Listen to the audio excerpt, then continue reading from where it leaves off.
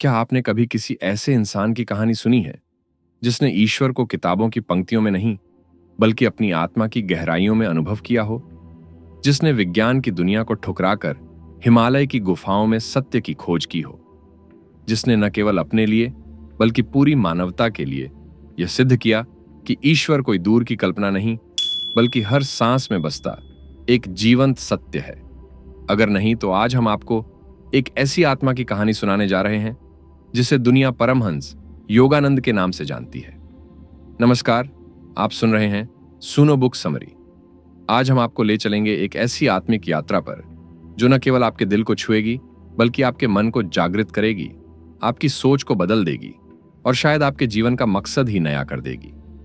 ये कहानी है एक बालक की जिसकी आंखों में बचपन से ही ईश्वर से मिलने की प्यास थी। उसने न केवल उस प्यास को बुझाया बल्कि लाखों लोगों को उस अनंत स्रोत तक पहुंचने का रास्ता दिखाया। परमहंस योगानंद कोई साधारण इंसान नहीं थे। वे एक महायोगी थे जिन्होंने योग को दुनिया के हर कोने में पहुंचाया। उनकी किताब ऑटोबायोग्राफी ऑफ अ योगी केवल एक किताब नहीं बल्कि एक आध्यात्मिक नक्शा है जो हर आत्मा को उसके सत्य तक ले जाता है। यह किताब आज भी लाखों लोगों को प्रेरित करती है, उन्हें सिखाती है कि ईश्वर कोई बाहरी शक्ति नहीं बल्कि हमारे भीतर की चेतना है जो बस जागने की प्रतीक्षा कर रही है। इस कहानी में आपको मिलेगा एक बालक का साहस जो हिमालय की ओर भागा, एक शिष्य का समर्पण जिसने अपने गुरु के चरणों में आत्मज्ञान पाया और एक योगी का संकल्प जिसने सागर पार करके पश्चिम की दुनिया को योग का प्रकाश दिखाया।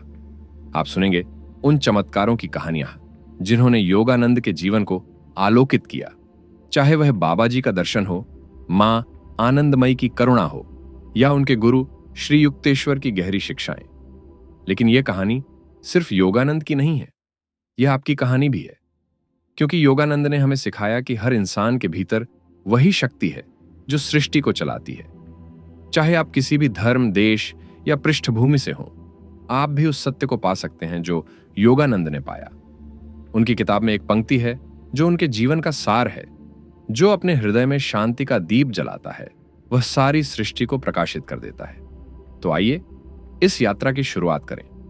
अपने मन को खोलें, अपने दिल को तैयार करें और उस योगी की कहानी में डूब जाए जिसने न केवल अपने लिए बल्कि पूरी दुनिया के लिए एक नया रास्ता बनाया। यह कहानी आपको हंसाएगी, रुलाएगी और सबसे बढ़कर आपको आपके भीतर छिपे उस योगी को जगाने के लिए प्रेरित करेगी। नमस्कार और चलिए शुरू करते हैं। परमहंस योगानंद की अमर कहानी। भारत के शांत शहर गोरखपुर में 5 जनवरी 1893 को एक बालक ने जन्म लिया जिसका नाम रखा गया मुकुंद लाल घोष।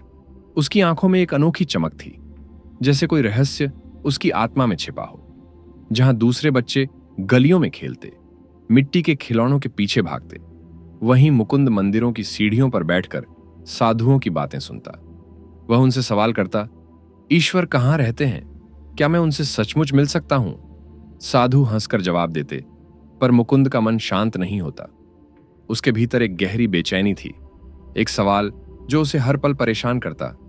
जीवन का असली मकसद क्या है? हम यहां क्यों हैं? मुकुंद का परिवार धार्मिक और शिक्षित था। उनके पिता भगवती चरण घोष रेलवे में उच्च पद पर थे। वे एक सख्त लेकिन न्यायप्रिय इंसान थे जो अपने बच्चों को अनुशासन और ईमानदारी सिखाते थे। उनकी मां ज्ञान प्रभा एक प्रेममयी और भक्तिमयी महिला थीं। उन्होंने मुकुंद को बचपन से ही भक्ति की राह दिखाई।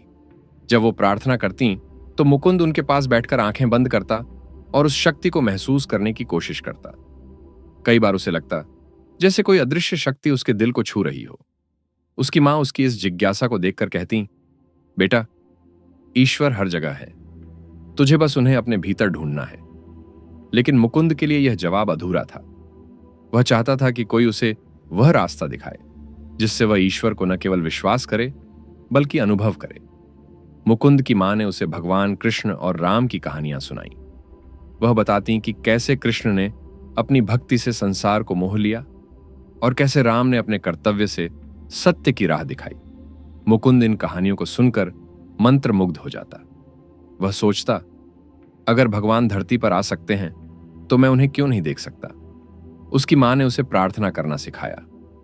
वह कहती, जब तुम सच्चे दिल से प्रार्थना करते हो तो ईश्वर तुम्हारी पुकार सुनते हैं। मुकुंद ने इस सलाह को गंभीरता से लिया। वह हर रात आंखें बंद करके प्रार्थना करता और कई बार उसे लगता कि कोई उसके पास आकर उसे आशीर्वाद दे रहा है। एक दिन जब मुकुंद सिर्फ 5 साल का था, उसकी मां ने उसे एक तांबे की छोटी सी ताबीज दी। उन्होंने कहा, यह ताबीज तुम्हारी रक्षा करेगी, लेकिन जब तुम्हारा गुरु तुम्हें बुलाएगा यह अपने आप गायब हो जाएगी। यह सुनकर मुकुंद का छोटा सा दिल जोर से धड़क उठा। उसे लगा जैसे कोई दिव्य भविष्यवाणी उसके जीवन का रास्ता लिख रही हो। उसने ताबीज को गले में पहन लिया और मन ही मन सोचा, मेरा गुरु कौन होगा? मैं उसे कब ढूंढूंगा? यह सवाल उसके जीवन का आधार बन गया। वह हर दिन ताबीज को छू कर देखता, यह सोचकर कि शायद आज वह गायब हो जाए और उसका गुरु उसे बुलाए। मुकुंद की प्यास उसे बार बार साधु संतों के पास खींचती थी। वह उनके पास बैठकर उनकी कहानियां सुनता, उनके चेहरों पर शांति देखता और सोचता, क्या मैं भी ऐसा बन सकता हूं? गोरखपुर के मंदिरों में वह घंटों बैठकर साधुओं की बातें सुनता। एक साधु ने उसे बताया, ईश्वर को पाने के लिए मन को शुद्ध करना पड़ता है। मुकुंद ने यह बात अपने मन में बिठा ली। वह हर दिन प्रार्थना और ध्यान में समय बिताने लगा, लेकिन उसका मन अभी भी बेचैन था। वह सोचता, मैं कुछ और चाहता हूं, कुछ ऐसा जो मुझे मेरे सवालों का जवाब दे। एक बार जब मुकुंद सिर्फ 8 साल का था, उसने अपने दोस्तों के साथ हिमालय भागने का प्लान बनाया। उसने सोचा, हिमालय की गुफाओं में जहां साधु तपस्या करते हैं वहां मुझे ईश्वर जरूर मिलेंगे। उसने एक छोटा सा थैला तैयार किया, कुछ रोटियां और कपड़े बांधे और अपने दोस्तों के साथ घर से निकल पड़ा। वह उत्साह से भरा था, मानो उसकी खोज का अंत नजदीक हो। लेकिन उसके बड़े भाई अनंत को खबर लग गई। उन्होंने मुकुंद को रास्ते में पकड़ लिया और घर वापस लाए। मुकुंद का मन टूट गया, उसकी आंखों में आंसू थे। उसने अपनी मां से कहा, मैं ईश्वर को ढूंढना चाहता हूं, मुझे क्यों रोका जा रहा है?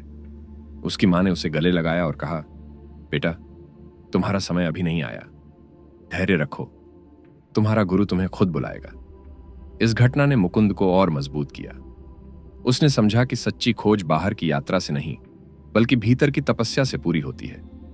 उसने अपनी मां से वादा किया कि वह अपनी खोज को कभी नहीं छोड़ेगा। उसने लिखा, मेरे दिल में एक आग जल रही थी और मैं जानता था कि यह आग मुझे मेरे गुरु तक ले जाएगी। मुकुंद ने अपने रोजमर्रा के जीवन में ध्यान और प्रार्थना को और गहराई से अपनाया।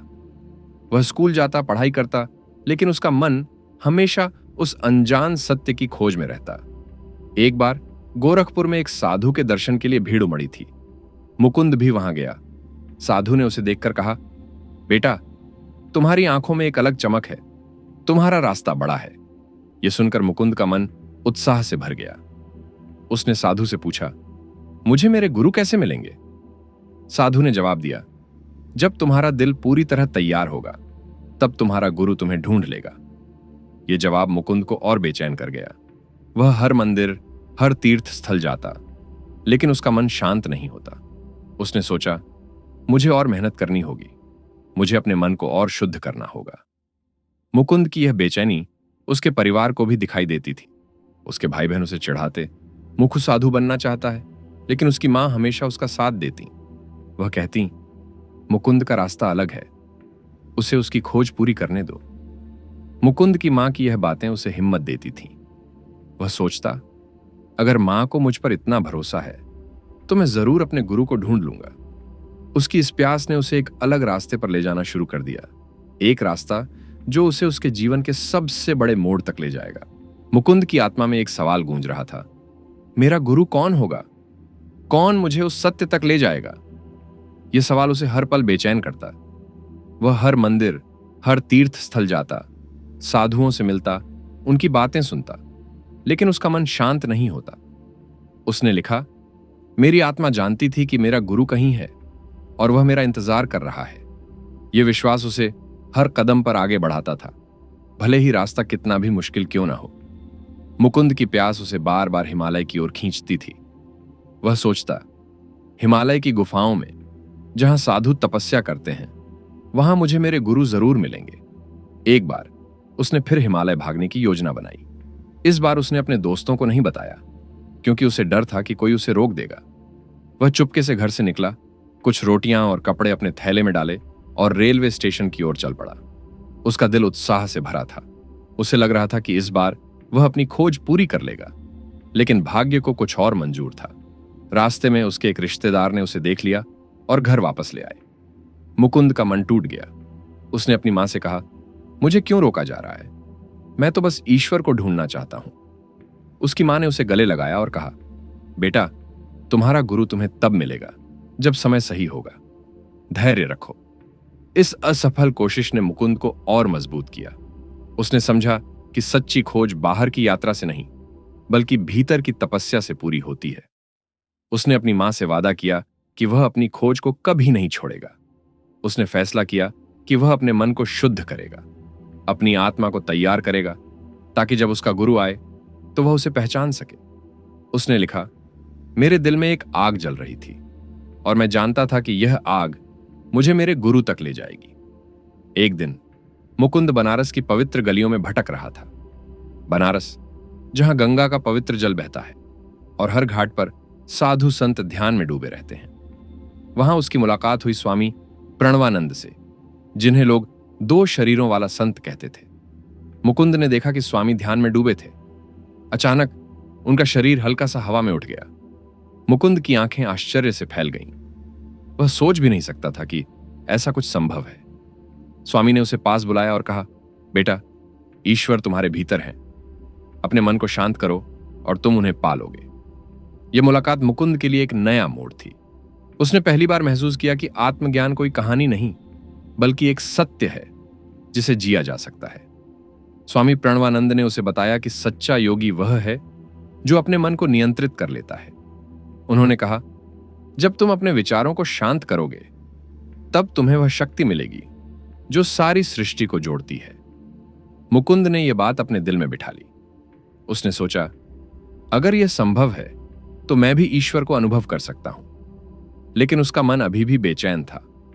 वह सोचता, स्वामी प्रणवानंद मेरे गुरु नहीं हैं। मेरा गुरु कौन होगा?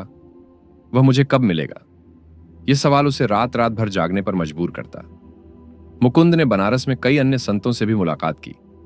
वह गंगा के घाटों पर घंटों बैठता, साधुओं की बातें सुनता और उनके चेहरों पर उस शांति को देखता जो उसे भी चाहिए थी।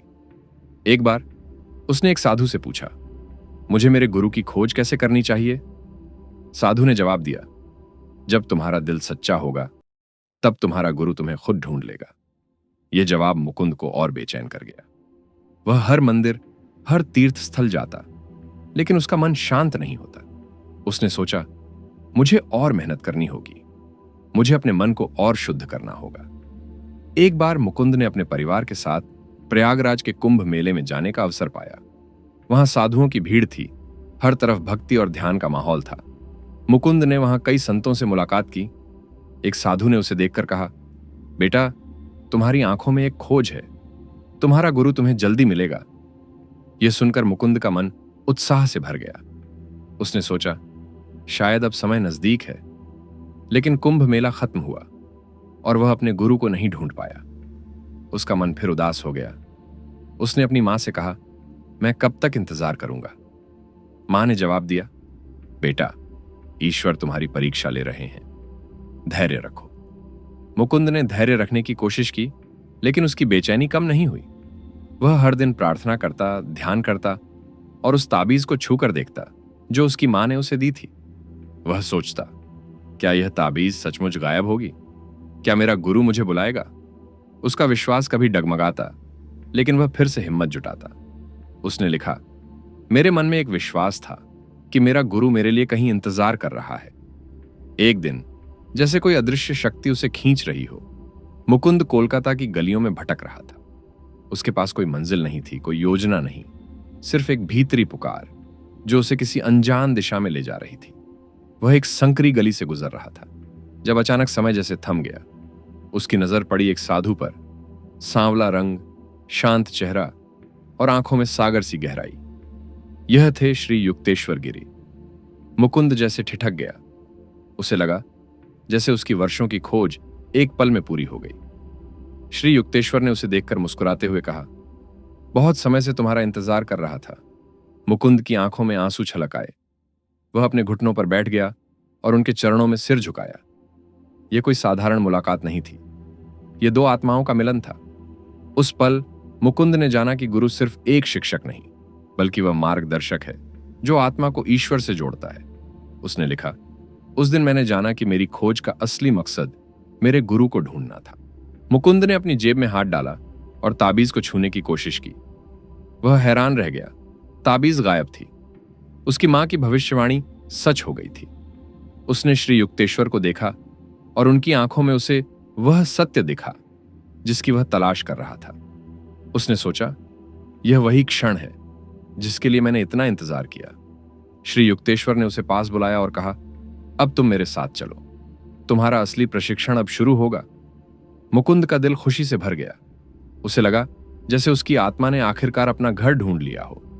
मुकुंद लाल घोष का जीवन उस पल हमेशा के लिए बदल गया जब उन्होंने श्री युक्तेश्वर गिरी के चरणों में अपना सिर झुकाया। श्री युक्तेश्वर का आश्रम, जो सेरामपुर और पुरी में स्थित था, कोई भव्य मठ नहीं था। यह एक साधारण स्थान था जहां सादगी और अनुशासन का बोलबाला था। यहां कोई आडंबर नहीं था, कोई दिखावा नहीं, सिर्फ आत्मा की खोज का शुद्ध माहौल। मुकुंद ने यहां एक नया जीवन शुरू किया।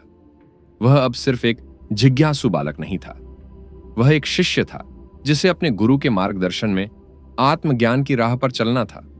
श्री युक्तेश्वर ने उसे पहला पाठ सिखाया, सच्चा योगी वह है जो अपने मन को नियंत्रित करता है। बिना अनुशासन के कोई भी साधना अधूरी है। यह सुनकर मुकुंद ने मन ही मन संकल्प लिया कि वह अपने गुरु की हर बात को आत्मसात करेगा। आश्रम में मुकुंद का दिन सुबह जल्दी शुरू होता था। वह गुरु की सेवा करता, आश्रम की सफाई करता और बाकी समय ध्यान और अध्ययन में बिताता। श्री युक्तेश्वर एक सख्त गुरु थे। वह छोटी छोटी गलतियों पर भी टोकते, क्योंकि उनका मानना था कि आत्मज्ञान का रास्ता सटीकता और समर्पण मांगता है। एक बार मुकुंद ने आश्रम में देर से आने की गलती की।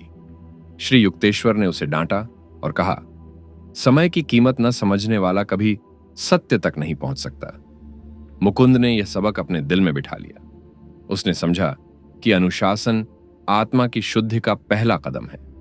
श्री युक्तेश्वर ने मुकुंद को क्रिया योग की दीक्षा दी, एक ऐसी साधना जो आत्मा को ईश्वर से जोड़ती है। उन्होंने बताया, क्रिया योग कोई जादू नहीं, बल्कि एक वैज्ञानिक विधि है। यह तुम्हारी सांसों को नियंत्रित करके तुम्हारे मन को स्थिर करता है। जब मन स्थिर होता है, तब आत्मा उस अनंत शक्ति से जुड़ती है जो ईश्वर है। मुकुंद ने इस साधना को पूरी लगन से अपनाया। उसने लिखा, क्रिया योग मेरे लिए एक नया जन्म था। यह मेरी आत्मा को उस सत्य तक ले जाने वाला पुल था जिसकी मैंने हमेशा तलाश की। क्रिया योग सीखना आसान नहीं था। शुरू में मुकुंद का मन भटकता, विचारों का तूफान उठता। कभी उसे अपनी पुरानी जिंदगी याद आती, कभी भविष्य की चिंता सताती। वह अपने गुरु से शिकायत करता, गुरुजी, मेरा मन शांत क्यों नहीं होता? श्री युक्तेश्वर मुस्कुराते और कहते, मन एक जंगली घोड़ा है, उसे वश में करने के लिए धैर्य और अभ्यास चाहिए। ध्यान में बैठो, जैसे तुम समुद्र की गहराइयों में डूब रहे हो। वहां केवल शांति है। इस सलाह ने मुकुंद का रास्ता रोशन किया। वह हर दिन घंटों ध्यान में बैठने लगा, अपनी सांसों पर ध्यान केंद्रित करता और धीरे धीरे उसके मन की उलझनें कम होने लगीं। एक दिन गहरे ध्यान में मुकुंद को एक अनोखा अनुभव हुआ। उसे लगा जैसे उसका शरीर हल्का हो गया और उसकी आत्मा अनंत आकाश में घूम रही हो। उसने देखा एक विशाल प्रकाश जो हर दिशा में फैल रहा था। उस प्रकाश में उसे न भय था, न दुख, न कोई इच्छा, सिर्फ शुद्ध शांति थी। उसने लिखा, उस पल मैंने जाना कि मैं न शरीर हूं न मन, मैं शुद्ध चेतना हूं जो सदा से थी और सदा रहेगी। यह अनुभव उसके जीवन का सबसे बड़ा मोड़ था। उसने समझा कि क्रिया योग सिर्फ एक साधना नहीं, बल्कि आत्मा का उत्सव है। श्री युक्तेश्वर ने मुकुंद को क्रिया योग की परंपरा के बारे में बताया। यह साधना बहुत प्राचीन थी, जिसे महान योगी बाबा जी ने पुनर्जनन किया था। बाबा जी ने इसे लाहिरी महाशय को सौंपा, जिन्होंने इसे आम लोगों तक पहुंचाया। मुकुंद ने लाहिरी महाशय की कहानी सुनी, एक गृहस्थ जो अपने परिवार और नौकरी के साथ साथ आत्मज्ञान की ऊंचाइयों तक पहुंचे। यह सुनकर मुकुंद को विश्वास हुआ कि आत्मज्ञान केवल साधुओं के लिए नहीं, बल्कि हर इंसान के लिए संभव है। उसने सोचा, अगर लाहिरी महाशय यह कर सकते हैं तो मैं क्यों नहीं। आश्रम में मुकुंद ने कई चमत्कारी अनुभव किए। एक बार श्री युक्तेश्वर ने उसे दूर से ही उसकी मां के देहांत की खबर दी। मुकुंद हैरान रह गया जब यह खबर सच निकली। गुरु ने कहा, जो आत्मा से जुड़ा है वह समय और स्थान से परे देख सकता है। इस घटना ने मुकुंद को सिखाया कि सच्चा योगी संसार में रहता है पर उससे बंधता नहीं। एक और बार मुकुंद ने देखा कि श्री युक्तेश्वर एक साधारण फल को छूकर उसे सोने में बदल देते हैं। मुकुंद ने पूछा, गुरुजी, यह कैसे संभव है? उन्होंने जवाब दिया, जब तुम ईश्वर की शक्ति से जुड़ते हो तो प्रकृति तुम्हारी आज्ञा मानने लगती है, लेकिन सच्चा योगी इन चमत्कारों के पीछे नहीं भागता, वह केवल ईश्वर की खोज करता है। यह बात मुकुंद के मन में गहरे उतर गई। उसने समझा कि चमत्कार सत्य का केवल एक छोटा सा हिस्सा है।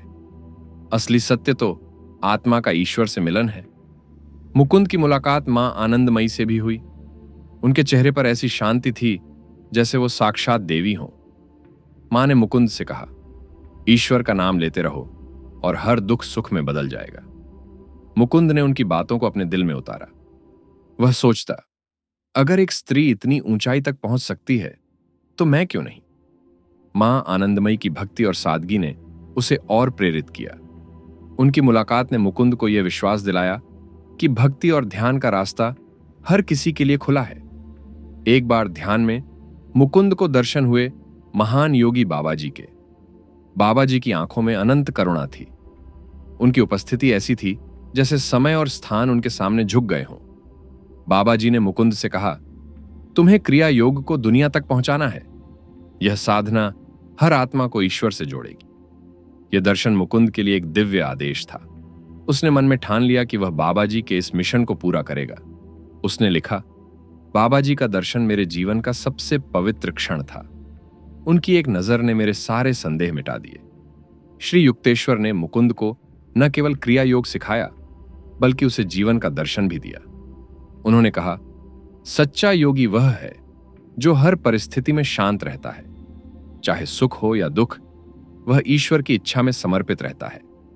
इस सलाह ने मुकुंद को हर चुनौती का सामना करने की ताकत दी। वह अब सिर्फ मुकुंद नहीं था, वह परमहंस योगानंद बन रहा था, एक ऐसा योगी जिसका मिशन पूरी दुनिया को बदलने वाला था। आश्रम में बिताए ये साल मुकुंद के लिए एक तपस्या थे। उसने अपने मन को नियंत्रित करना सीखा, अपनी आत्मा को शुद्ध किया और सबसे महत्वपूर्ण, उसने उस सत्य को अनुभव किया जो हर इंसान के भीतर छिपा है। उसने लिखा, मेरे गुरु ने मुझे सिखाया कि ईश्वर कोई बाहरी शक्ति नहीं बल्कि मेरे भीतर की चेतना है। यह समझ उसके जीवन का आधार बन गई। अब वह तैयार था एक ऐसे मिशन के लिए जो उसे सागर पार ले जाने वाला था। एक दिन श्री युक्तेश्वर ने योगानंद को अपने पास बुलाया और कहा, तुम्हारा समय आ गया है। अब तुम्हें पश्चिम की दुनिया में जाना होगा। वहां लोग भौतिक सुखों में डूबे हैं, लेकिन उनकी आत्मा सत्य की प्यासी है। क्रिया योग का प्रकाश उन्हें दिखाओ। योगानंद, जो अब परमहंस योगानंद बन चुके थे, ने गुरु का आदेश स्वीकार किया। उनके मन में कोई संदेह नहीं था, सिर्फ एक गहरी शांति थी। उन्हें लगा जैसे यह मिशन उनके जन्म से पहले ही तय हो चुका हो। 1920 में वह एक जहाज पर सवार होकर अमेरिका के लिए रवाना हुए। जहाज पर उन्होंने अपने गुरु की तस्वीर को देखा और मन ही मन कहा, आपकी कृपा से यह मिशन पूरा होगा। अमेरिका की धरती पर कदम रखते ही योगानंद ने देखा कि यह एक ऐसी दुनिया थी जहां भौतिक प्रगति अपने चरम पर थी। गगनचुंबी इमारतें, चमचमाती गाड़ियां और हर तरफ भाग दौड़, लेकिन लोगों के चेहरों पर शांति नहीं थी। उनके दिलों में एक खालीपन था जिसे वे समझ नहीं पा रहे थे। योगानंद ने लिखा, मैंने देखा कि पश्चिम के लोग सुख की तलाश में बाहर भाग रहे हैं, लेकिन असली सुख तो उनके भीतर छिपा है। यह समझ उनके मिशन का आधार बनी। योगानंद का पहला पड़ाव बोस्टन था, जहां उन्हें एक धार्मिक सम्मेलन में बोलने के लिए आमंत्रित किया गया था। उन्होंने मंच पर कदम रखा, अपनी साधारण धोती और शांत मुस्कान के साथ। उनकी वाणी में कोई आडंबर नहीं था, सिर्फ सत्य की गहराई थी। उन्होंने कहा, ईश्वर को पाने के लिए मंदिरों या चर्चों की जरूरत नहीं, अपने हृदय को शुद्ध करो और वो तुम्हें मिलेंगे। उनकी बातें सुनकर लोग मंत्रमुग्ध हो गए। हजारों की भीड़ उनकी ओर खींची चली आई। एक अमेरिकी ने कहा, इस आदमी की बातों में कुछ जादू है। यह सिर्फ शब्द नहीं बल्कि आत्मा की पुकार है। योगानंद ने अमेरिका में सेल्फ रियलाइजेशन फेलोशिप की स्थापना की, एक ऐसा केंद्र जहां हर कोई क्रिया योग सीख सकता था। उन्होंने क्रिया योग को इतना सरल बनाया कि कोई भी, चाहे वह ईसाई हो, यहूदी हो या किसी और धर्म का, उसे अपना सकता था। उन्होंने लिखा, क्रिया योग वह विज्ञान है जो आत्मा को सीधे ईश्वर से जोड़ता है। यह कोई धर्म नहीं बल्कि एक सार्वभौमिक सत्य है। उनकी शिक्षाएं जल्द ही अमेरिका के हर कोने में फैलने लगीं। लोग उनके पास सिर्फ ज्ञान के लिए नहीं बल्कि उस शांति के लिए आते थे जो उनकी उपस्थिति में महसूस होती थी। योगानंद ने कई शहरों में प्रवचन दिए, न्यूयॉर्क, लॉस एंजलिस, शिकागो, हर जगह लोग उनकी बातें सुनने उमड़ पड़ते। उन्होंने कहा, आपका असली स्वरूप न पुरुष है न स्त्री, आप आत्मा हैं, शुद्ध चेतना है। यह सुनकर लोगों को पहली बार अपनी असली पहचान का एहसास हुआ। एक बार न्यूयॉर्क में एक व्यक्ति ने उनसे पूछा, आपके पास इतनी शांति कहां से आती है? योगानंद ने मुस्कुराकर जवाब दिया, यह शांति मेरी नहीं, ईश्वर की है। तुम भी इसे पा सकते हो। उनकी सादगी और करुणा ने लोगों के दिलों को जीत लिया। योगानंद की मुलाकात कई बड़े लोगों से हुई। 1935 में वह भारत लौटे और महात्मा गांधी से मिले। गांधी जी ने क्रिया योग की दीक्षा ली और कहा, यह साधना आत्मा को शांति देती है और सत्य के रास्ते पर ले जाती है। योगानंद ने गांधी जी के आश्रम में ध्यान सत्र आयोजित किया, जहां सैकड़ों लोग एक साथ ईश्वर की खोज में डूबे। एक बार वो कवि रविंद्रनाथ टैगोर से मिले। टैगोर ने उनकी बातें सुनकर कहा, आपके शब्द वेदों की गूंज हैं। इन मुलाकातों ने योगानंद को और प्रेरित किया। उन्होंने समझा कि भारत की आध्यात्मिक धरोहर पूरी दुनिया के लिए एक उपहार है। अमेरिका में योगानंद ने जर्मनी की संत थेरेसे न्यूमैन से मुलाकात की, जो बिना खाए पिए जीवित थीं और उनके शरीर पर यीशु के घावों के निशान थे। योगानंद ने उनकी भक्ति देखकर लिखा, सच्चा विश्वास मनुष्य को चमत्कारों से जोड़ता है। थेरेसे की भक्ति ने योगानंद को यह विश्वास दिलाया कि हर धर्म का रास्ता एक ही सत्य की ओर जाता है। एक बार उनकी मुलाकात अमेरिकी राष्ट्रपति कैल्विन कूलिज से हुई। योगानंद ने उन्हें भारत की आध्यात्मिक धरोहर के बारे में बताया और राष्ट्रपति ने उनकी सादगी की प्रशंसा की। योगानंद ने पश्चिम में योग को एक नया अर्थ दिया। उन्होंने सिखाया कि योग केवल शारीरिक आसन नहीं बल्कि आत्मा का विज्ञान है। उन्होंने कहा, योग वह सेतु है जो मनुष्य को ईश्वर से जोड़ता है। उनकी शिक्षाएं हर धर्म, हर संस्कृति के लोगों को जोड़ने लगी। लॉस एंजलिस में उन्होंने एक आश्रम बनाया जिसे माउंट वॉशिंगटन कहा गया। यह आश्रम उनकी शिक्षाओं का केंद्र बन गया। यहां लोग ध्यान सीखने, प्रार्थना करने और आत्मा की खोज करने आते थे। योगानंद का प्रभाव इतना गहरा था कि उनकी बातें अखबारों में छपने लगीं। लोग उन्हें पश्चिम का योगी कहने लगे। लेकिन योगानंद ने कभी इस प्रसिद्धि को अपने सिर पर नहीं चढ़ने दिया। वह कहते, मैं सिर्फ एक दूत हूं, असली शक्ति तो ईश्वर की है। उनकी विनम्रता ने उन्हें और भी महान बना दिया। उन्होंने लिखा, मेरा मिशन केवल यह है कि हर इंसान अपने भीतर की दिव्यता को पहचाने। योगानंद ने कई किताबें लिखीं, लेकिन उनकी शिक्षाएं सिर्फ शब्दों तक सीमित नहीं थीं। वह स्वयं उस सत्य को जीते थे जो वे सिखाते थे। उनकी आंखों में वही गहराई थी जो उनके गुरु श्री युक्तेश्वर में थी। लोग उनके पास सिर्फ प्रवचन सुनने नहीं बल्कि उस आत्मिक स्पर्श को पाने आते थे जो उनके दिलों को शांति देता था। योगानंद ने पश्चिम को सिखाया कि भारत की प्राचीन आध्यात्मिक धरोहर कितनी समृद्ध और वैज्ञानिक है। उन्होंने सिद्ध किया कि योग हर इंसान के लिए है, चाहे वह किसी भी देश, धर्म या संस्कृति से हो। वर्षों तक अमेरिका और दुनिया भर में सेवा देने के बाद योगानंद का शरीर थकने लगा था, लेकिन उनकी चेतना पहले से भी अधिक उज्जवल हो चुकी थी। वह अब भी दिन में कई कई घंटे ध्यान में लीन रहते और जब बोलते तो शब्द नहीं, जैसे दिव्यता बहती थी। उनकी आंखों में वही करुणा थी जो उनके गुरु श्री युक्तेश्वर में थी। लोग उनके पास सिर्फ ज्ञान के लिए नहीं बल्कि उस शांति के लिए आते थे जो उनकी उपस्थिति में महसूस होती थी। योगानंद ने लिखा, जब मनुष्य अपने मन को शांत करता है तब वह ईश्वर की आवाज सुन सकता है। यह उनकी शिक्षाओं का सार था। योगानंद ने कई किताबें लिखी, लेकिन उनकी सबसे बड़ी रचना थी ऑटोबायोग्राफी ऑफ अ योगी। यह किताब केवल उनकी जीवन कथा नहीं थी, यह एक आध्यात्मिक यात्रा थी जो हर पाठक को अपने भीतर की खोज की ओर ले जाती थी। इस किताब में उन्होंने अपने बचपन, अपनी खोज, अपने गुरु और अपने चमत्कारी अनुभवों को इतनी सादगी और गहराई से लिखा कि यह पढ़ने वाला हर व्यक्ति इसे अपनी कहानी समझने लगता था। उन्होंने लिखा, यह किताब मेरी नहीं बल्कि उस सत्य की कहानी है जो हर आत्मा के भीतर छिपा है। ऑटोबायोग्राफी ऑफ अ योगी को पढ़ते ही लाखों लोगों को ऐसा लगा जैसे वे स्वयं योगानंद के साथ हिमालय की गुफाओं में भटक रहे हों, श्री युक्तेश्वर के आश्रम में ध्यान कर रहे हों या बाबा जी के दर्शन पा रहे हों। इस किताब ने न केवल योगानंद की कहानी को दुनिया तक पहुंचाया बल्कि योग और ध्यान को एक वैश्विक आंदोलन बना दिया। यह किताब आज भी एक प्रकाश स्तंभ की तरह है जो हर खोजी आत्मा को रास्ता दिखाती है। योगानंद जानते थे कि उनका पृथ्वी पर समय अब समाप्ति की ओर बढ़ रहा है। उनकी आंखों में एक गहरी शांति थी, जैसे वह पहले से ही उस सत्य के साथ एक हो चुके हों जिसकी उन्होंने तलाश की थी। 1952 में लॉस एंजलिस में एक विशेष समारोह आयोजित हुआ जहां भारत और अमेरिका की मैत्री को समर्पित एक सांस्कृतिक कार्यक्रम था।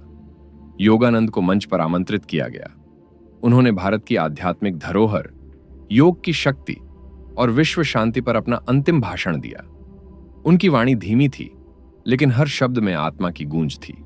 उन्होंने कहा, विश्व शांति तभी संभव है जब हर मनुष्य अपने भीतर शांति पाए।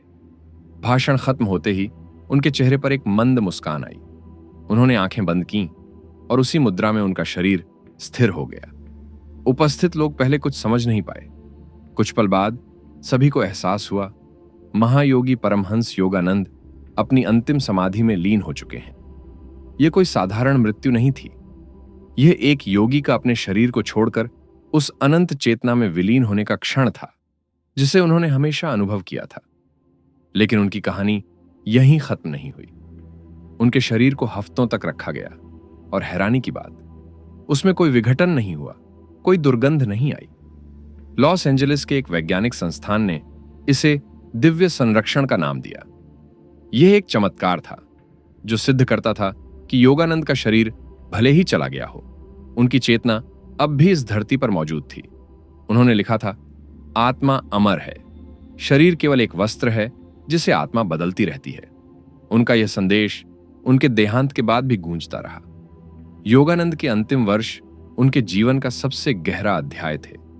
उन्होंने न केवल अपनी शिक्षाओं को दुनिया तक पहुंचाया बल्कि यह भी दिखाया कि एक सच्चा योगी कैसे जीता है, हर पल ईश्वर के साथ, हर सांस में समर्पण के साथ। उनकी किताब और उनके आश्रम आज भी उनकी उपस्थिति को जीवित रखते हैं। योगानंद ने सिखाया कि जीवन का असली मकसद है अपनी आत्मा को जानना और उस आत्मा के माध्यम से ईश्वर को अनुभव करना। परमहंस योगानंद भले ही अपने शरीर को छोड़ गए हों, लेकिन उनकी शिक्षाएं, उनकी चेतना और उनका प्रकाश आज भी इस दुनिया में गूंज रहा है। उनके द्वारा स्थापित सेल्फ रियलाइजेशन फेलोशिप आज भी लाखों लोगों को ध्यान, आत्मज्ञान और सच्ची शांति की राह दिखा रहा है।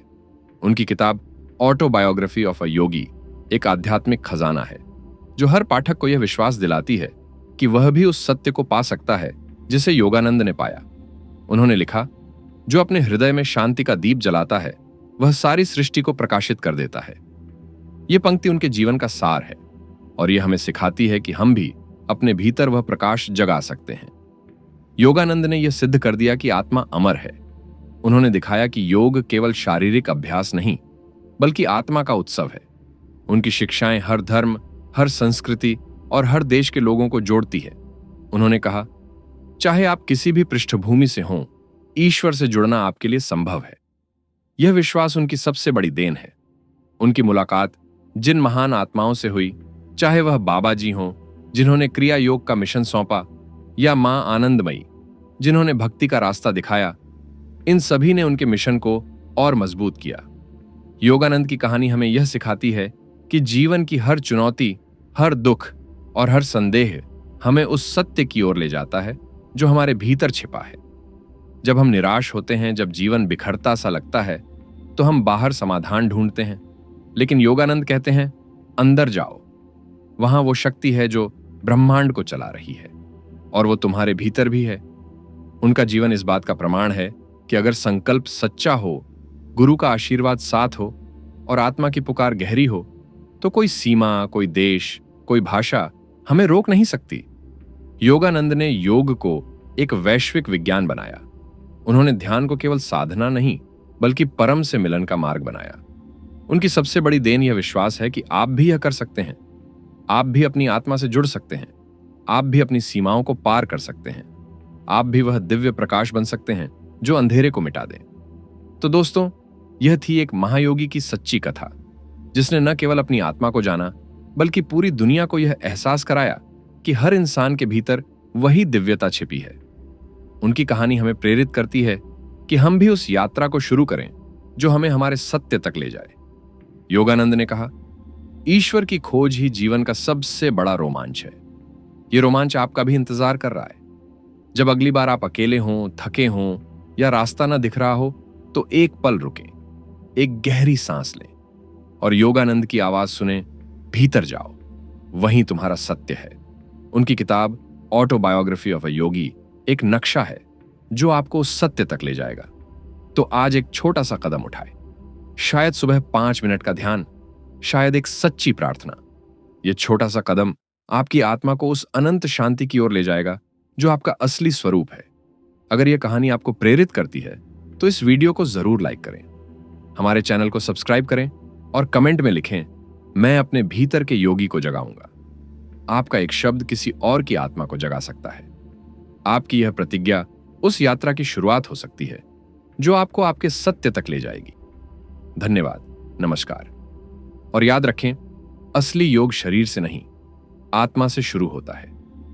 योगानंद की यह कहानी खत्म नहीं होती, क्योंकि उनकी चेतना आज भी हमारे बीच है, हमें उस सत्य की ओर बुला रही है जो हमारा असली घर है। तो आइए उस यात्रा को शुरू करें, अपने भीतर के योगी को जगाएं और जैसे योगानंद ने अपने गुरु के सपने को पूरा किया, वैसे ही हम भी अपने जीवन को एक दिव्य मकसद दें। नमस्कार, और फिर मिलेंगे एक नई कहानी, एक नई प्रेरणा के साथ।